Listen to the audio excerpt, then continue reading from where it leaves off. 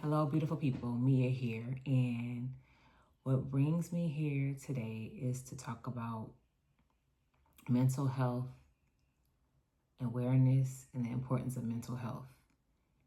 And the reason why this subject is very important to me is, for one, I'm a professional in the field of mental health and psychology.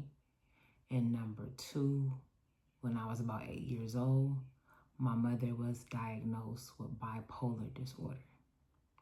So we just came off of May, which is Mental Health Awareness Month. Thank goodness we do have that month to acknowledge mental health awareness. And as well, we just came out of June, which is Men's Mental Health Awareness. And we wonder why we're taking time in these months to acknowledge mental health.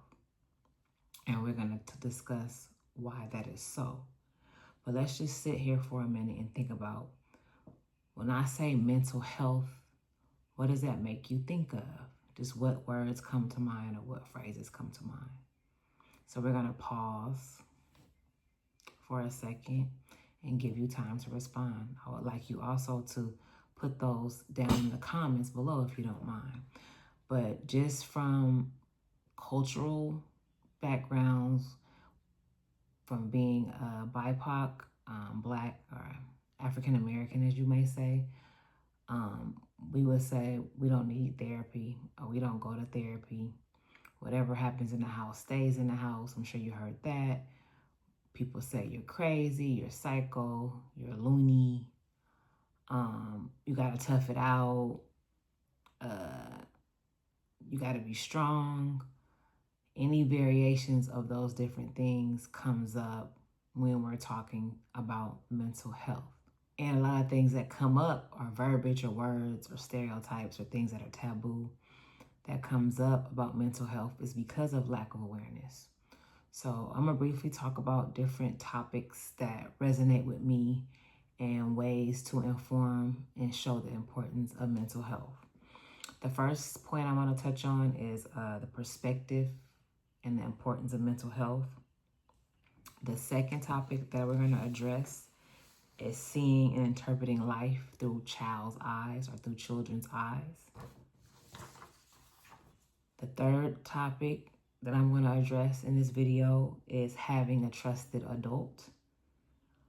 The fourth topic is bringing mental health awareness to minorities. That means our Black and brown communities and families.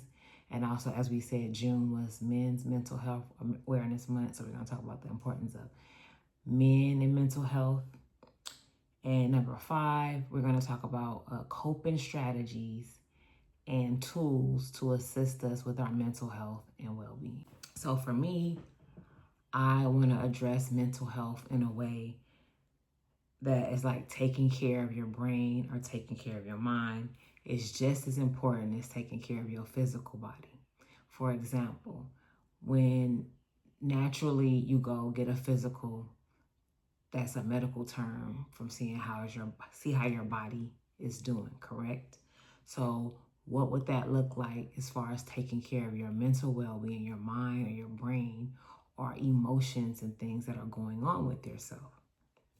So for example, I'm going to share a couple of points with you guys about mental health first aid. Okay, I'm going to be reading here so we can get the gist of what I'm trying to say. These are like comparisons and analogies that reference mental health and physical health.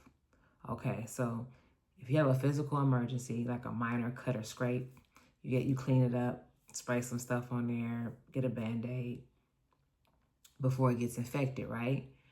So the mental health equivalent would be, you might have a minor emotional sting, like for instance, having a bad day or argument. You may feel overwhelmed with things that are going on.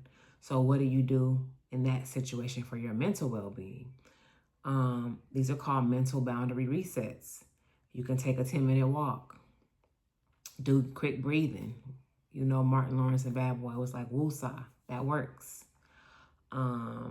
Exercising, like I said, writing stuff down, getting it out of your head on paper. That's one of my favorites, and we'll touch on that later as far as journaling. Another physical example that we face during our life, our times, catching the flu. So when you catch the flu, you stay at home, you rest, you hydrate, you take a prescription medicine, correct, right? Mental equivalent would be burnout or deep exhaustion. We all been through that, just dealing with life on a daily basis. You know, family matters, work matters, professional matters in the field, personal matters, like I said, at home, personal matters, just with your own well-being functioning every day, right? You may need a mental health day, and that's something that companies are trying to work in, us individuals getting paid for, to have like a sick day where we need a mental health day. You know what I mean? But if you don't have that luxury, or we don't have that luxury at our employer, unplugging from screens, taking time off from social media, stepping back from obligations. It's okay to say, I need a break. You know, I need some time. Aggressively resting your brain. Just taking a time out, going to sit at the beach, sitting quietly, maybe in the restroom. That could be a meditative moment, just giving yourself some time. From a spiritual standpoint, or some religions and faith, they pray. You know, prayer and meditation can kind of go together. It's a conversation that you're having internally, maybe, or outwardly, however you pray. And then the meditation side would be sitting with that, right? A next physical emergency we may have experienced, or know somebody that experienced, a broken bone. So when you get a broken bone, you go to the hospital, they x-ray it, they put a cast on it, right? So it'll heal properly. So example of a mental equivalent to that would be a major life crisis or trauma, grief, somebody passing away, loss of a relationship, maybe in a divorce or a breakup if you're just dating, and just anxiety, you know, insecurities about things ahead of yourself, or just taking on too many things and you become overwhelmed. These things sometimes can, and a big one is depression. And some of us suffer from, which will probably be the next level of what we're going to talk about, would be suicide ideology, meaning you don't want to live anymore. That's a real thing. And I'll discuss that later on too. So if you have any of these seriousness things going on with your mental well-being, it would be great for you to get professional therapy or counseling, and that's when my role comes in. Getting outside support, so you can reset your fractured being to wholeness. You know what I mean? Just like they said, we had a broken bone. The last one here that was a physical thing that is discussed is chest pains or heart attacks. So if somebody's going through having chest pains or trouble breathing, we even give CPR for that, right? We would call 911 immediately for emergency intervention. If you're having a severe mental crisis, you would call a crisis hotline like 988. If it's severely like wanting to unalive yourself, or what is called suicide ideology, like I stated. Going into an emergency wellness centers, there are clinics like that. And I know most of us be like, no, we're not doing that. I'm crazy, or not okay if I take that step. They also have life-saving support. And I'm going to touch on a little bit better than that, having a trusted adult, like I said, or a trusted friend or peer to talk to in that time of need for support. And so we're going to call this mental checkup or mental tune-up a checkup from the neck up. So just like you do your physical checkup, we all should get a checkup from the neck up to make sure we're okay up here, that our mind state and our well-being and our mental capacity is okay, a functioning level to be okay. So my next point, as I stated, was seeing and interpreting life through a child's eyes.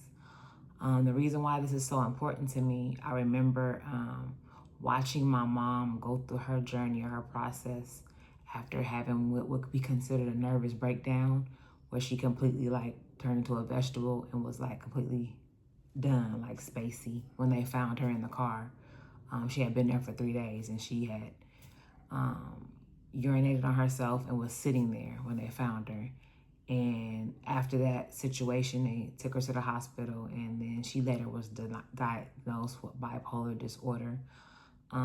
That's something I'd rather in depth talk about in a different video, so I can give more details of what that actually means. But being an 8-year-old and seeing your mother not the same was a very difficult thing for me to process. So I call that looking through a lens of a child's eyes. And you can hear conversations about childhood trauma. I'm going to say one better. We're going to call it childhood experiences. We all come from environments where we are observing life through our eyes and our perspective. We may have parents that told us do as we say, not as I do, but as you're observing things, you don't understand what's going on, and nobody's taking time to sit down and get to your level and be like, oh, this is happening when these things are going on in your environment. And then we have biological things going on with ourselves, chemically, that we could inherit it from our parents, you know what I mean? Our generational themes that have never been talked about because it's taboo, that been passed on, or that your parents are still dealing with, you know what I mean? And so to say childhood trauma or childhood experiences are things that we go through in life that we may not never talk about. But guess what? Just because we haven't talked about it doesn't mean it doesn't exist. We are starting to bury and bury and bury all of the trauma experience, environmental things that we witnessed that we didn't talk about are still within us. And we're carrying that as we get older and older, not dealing with it like the mental first aid points that we touched on. You know what I mean? So that's very, very important to do, as they can say, sometimes shadow work or tap into your inner child to address the child in you to understand what's going on so that you can be a whole adult. And sometimes, or most times, we need somebody to talk to address those things. And ideally, we would want it to be our parents, of course. Like, we have conversations with our parents if we had that type of relationship. It could be the parent that caused the trauma to us that we're carrying. You know what I mean? So that's a very difficult thing to navigate in life. And a lot of us have not addressed it or carried it on into our adult spaces, trying to build new relationships or trying to function in life with all this inner child things that we still haven't addressed. The next point that we're going to discuss, or that I mentioned, is having a trusted adult. And I know that kind of sounds a little maybe childish or kind of interesting to say, what is a trusted adult? So I'm going to share this with you. I have an affinity or a heart and connection to working with the youth and children. So, and it's a big deal. Like I just told you, from the child's eyes, it was difficult for me to work through the things I was observing and understanding what mental illness is and what my mother was going through or dealing with. And nobody talked to me about what happened or what was happening to my mom. You understand? And so when I did my practicum, which is my practice or my internship or externship, you can call it, to get my hours for my counseling degree, I decided to go to work at a school. It was actually a Catholic school, to be the counselor for the day for the kiddos.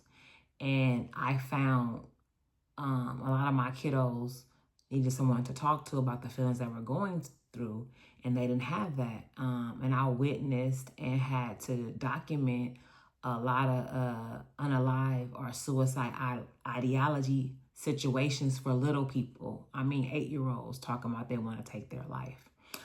And the analogy we gave them about taking your life is like, once you do that, you know, the video game that you see, you can reboot lives, you can start over again. But when you actually say, I'm taking my life, and you have a plan to do so, you know, you can't, it's no returning, it's no coming back. So that's a very serious topic, and it really kind of affected my heart to see that little people had so less understanding about the importance and value of their being and their living. So when you write up suicide documentation to care for the child or the person that's going through that situation, they have to have things in place when they go back home or when they're not being under observation or care. And so I found that it's good to have trusted adults or people in place when you are in a crisis or you need someone to talk to, you have that. So for instance, it could be a coach. Well, ideally, I would hope it'd be of your parents. But if the parent is causing the trauma or the abuse or any of the pain that you're going through, it may not be your parent. It may be your aunt, your uncle. Grandma was there for me. It may be your grandmother or grandfather, you know. If you're playing sports, it could be a coach. It could be your best friend's mom. It could be your pastor or somebody in clergy. Or it could just be a person of a older age or elder that has wisdoms that you feel comfortable talking to. So ideally, the trusted adult brings you comfort when you can confide in that person. And I think everybody should have that person. It could be, if you're an adult, your best friend, your girlfriend from years, or it could be your husband, your spouse. But everyone, I think, should have and think about having a trusted adult in place. Because if you're in a crisis, you should have someone to talk to. And like the stigma has it, nobody wants to go to the counselor or the therapist to talk. That makes them feel weak or makes them feel like they're crazy. So pretty much 9 times out of 10, most people don't go to see a professional or go into a professional setting unless something tragically happens and they're more like forced or pushed. For instance, if you live in an environment, your kids got taken in foster care, or there was drugs or there was abuse and they got reported, you're required to get counseling. So most people go when it's required, you know, or if you're having addiction issues, you have to go to AA and follow a program. So majority of the time, people go to professional counseling is kind of because they're forced, not voluntary. But we want to get out of being forced and be in a voluntary space to get healing for our mental well-being. My next point was bringing mental health awareness to minorities, specifically our Black and Brown communities I can speak from. And then also, like I said, June was Men's Mental Health Awareness Month, assisting men to get therapy and work through things that they may be going through with a professional or a life coach or a pastor of some sorts to talk about what they're going through or what they're dealing with. The reason why I picked these specific groups is because from my experience, Black and Brown, just like I said, my mom was diagnosed with bipolar back in the 80s. So we didn't have as much research and understanding about even what that was. In addition to her bipolarness, she abused drugs. So she had a crack addiction that she's still dealing with today. So I was confused. Was it the drugs affecting her or was it her mental illness? So in our community, it was like, she's okay. She's just crazy. Maybe she's off her meds, things of that nature. Instead of being educated, we just throwing things out there. You know what I mean? And even in the Latino communities, I realized working at the Catholic school that I work at, most of my clients were Latino, and their families would be like, oh, we don't talk to nobody. We keep that in-house. And they work through it on their own. Or you're crazy. Or that you have a demon spirit on you if you're not mentally okay. And those things just keep us stuck in a space where we're not working on healing that part of us that needs some healing. You know what I mean? And even with men, they're told to suck up their feelings. You got to be tough. You got to be strong. And you shouldn't talk to a professional. That makes you crazy. Our first and second nature to believe those things. You know what I mean? So I would say even for men and culturally, that it's okay to go talk to a professional. You know what I mean? Like I said, get that mental tune-up. Get that checkup from the neck up. And it's not anything to be ashamed of, you know. We all are working through things, and those things we can work on can build better families and better little people that will be better human, adult, big people, right? So I think that is the main focus of what I wanted to address with our, like I said, Black and brown communities. Having an understanding that mental health is not a crazy thing. It's required. Your mind, your emotions, they're going through so many things daily, and we really don't take time to address it. So if you don't address something, it's never going to be healed, you know. And even in like AA or just in life generally, um, acceptance is key. When you're denying something, it will never change because you're not putting it in the forefront to address it. You're constantly burying it, just like the childhood themes and the childhood trauma and the childhood experiences that you're not talking about, but that affected you in a negative way or caused you pain or uncomfortability. And the last point I would like to address is treatment or coping strategies or tools to help you deal with when you do have these mental themes going on that are that you're struggling with. You know what I mean? So, for example, one of the points in the mental health first aid was if you feel overwhelmed or you need some time, maybe you can write about it. So, one of my favorite things to do is journal. I love journaling when I can just put my thoughts down and just be free. And then I can come back later on and look at those thoughts and things and see where I'm at from that point to the next. I mean, there's different reasons for journaling. Next to journaling, I would say drawing. You can express your emotions through art. You know what I mean? It doesn't have to be anything fancy. It can just be your release. You're releasing whatever emotions or whatever things that you're dealing with, you know. Some people that have addictive personalities, they go to groups. You know, AA has groups. And they have sponsors. So that mentor or somebody you can talk to, which would be that trusted adult, that pastor, that brother, that uncle, that cousin, the grandmother, the coach. Those are people that you can talk to as coping strategy, just talking it out. You know what I'm saying? And they don't even have to say anything. They're just listening. You know what I mean? There's exercise. Maybe if you're upset, you can go to the gym and lift weights, push the weight out. You can take up boxing. That's exercise, and it gets you to release any kind of anger or frustration you may go through. I'm just giving examples of kind of tools you can use.